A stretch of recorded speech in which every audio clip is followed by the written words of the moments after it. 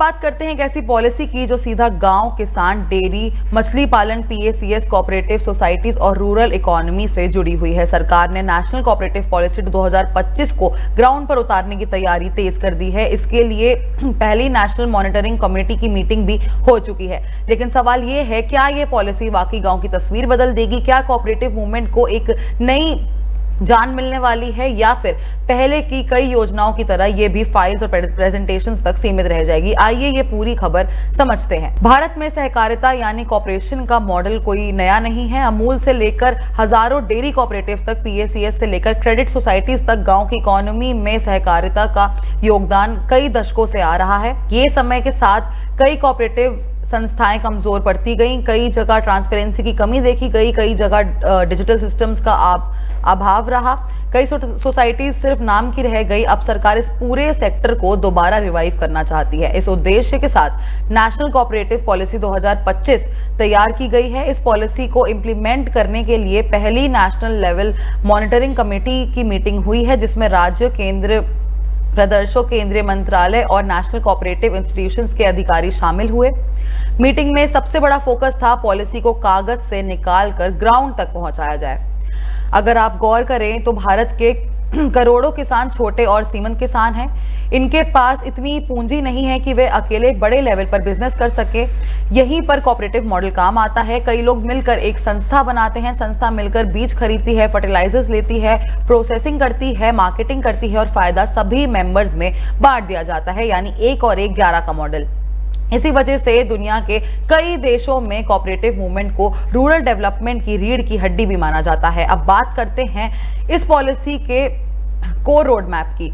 सरकार ने 6 बड़े स्ट्रैटेजिक पिलर्स पर फोकस किया है। पहला, कोऑपरेटिव इंस्टीट्यूशन को मजबूत बनाना। दूसरा, उन्हें फ्यूचर रेडी और कॉम्पिटिटिव बनाना। तीसरा, नए सेक्टर्स में एक्सपेंशन करना। चौथा, इंक्लूसिवनेस बढ़ाना। और पांचवा, यूथ को कोऑपरेटिव मूवमेंट से जोड़ना। और आखिरी और छठा, टेक्नोलॉजी और डिजिटल गवर्नेंस को बढ़ावा देना।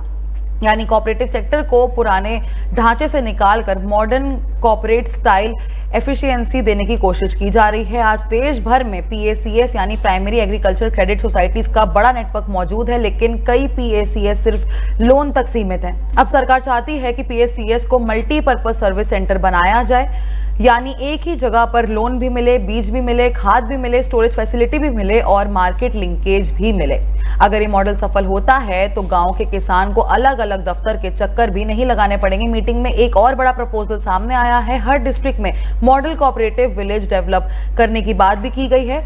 इसका मतलब है कि गांवों का डेवलपमेंट कोऑपरेटिव इंस्टीट्यूशन के माध्यम से किया जाएगा। यहां एग्रीकल्चर, डेयरी, फिशरी, स्टोरेज और मार्केटिंग को एक इंटीग्रेटेड फ्रेमवर्क में भी जोड़ा जाएगा। एक्सपर्ट्स का मानना है कि अगर ये मॉडल सफल हुआ तो गांव की इनकम और एम्प्लॉयमेंट दोनों में सुधार भी आ सकता है। सरकार का फोकस सिर्फ इंस्टीट्यूशंस पर ही नहीं है, टेक्नोलॉजी पर भी बराबर जोर दिया जा रहा है। यहाँ पे नेशनल कोऑपरेटिव डेटाबेस बनाया जा रहा है, पीएसीएस का कंप्यूटराइजेशन किया जा रहा है, डेटाबेस मैनेजमेंट सिस्टम तैयार किया जा रहा है, साइबर सिक्योरिटी और डिजिटल गवर्नेंस पर भी काम हो रहा है। यानी कोऑपरेटिव सेक्टर को डिजिटल इकोनॉमी के साथ अलाइन करने की पूरी तैयारी चल रही है। सबसे बड़ा टारगेट 2035 तक कोऑपरेटिव मेंबरशिप को 50 करोड़ तक पहुंचाना है। सोचिए, 50 करोड़ लोग, यानी देश की लगभग 1/3 से ज्यादा आबादी किसी न किसी कोऑपरेटिव सिस्टम से जुड़ी हुई हो सकती है।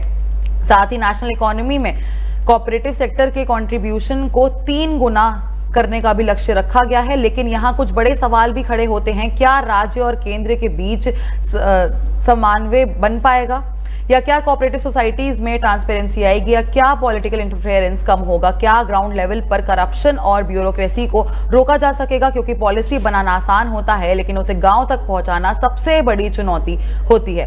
फिलहाल नेशनल कोऑपरेटिव पॉलिसी 2025 को लेकर सरकार का विजन काफी बड़ा नजर आ रहा है। अब देखना ये होगा कि ये पॉलिसी रूरल इंडिया को नई ऊर्जा देती है या फिर इंप्लीमेंटेशन की चुनौतियों में ही उलझ कर रह जाती है।